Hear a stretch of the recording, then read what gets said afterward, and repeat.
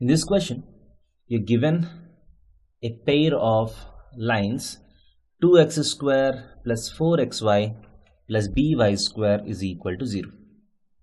Now you're asked to find the value of unknown b if the lines are perpendicular, that's the first case, and if the lines are coincident. So we have already derived the conditions correspond to these two cases. So if the lines are perpendicular, then the coefficient of x square plus coefficient of y square has to be equal to 0. This implies b is equal to -2. And if the lines are to be coincident,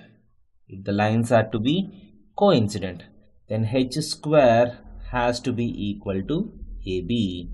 This implies h is 2. So 2 square is equal to 2 into b.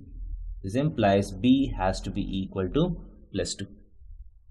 So if b is equal to -2, then the lines are perpendicular to each other.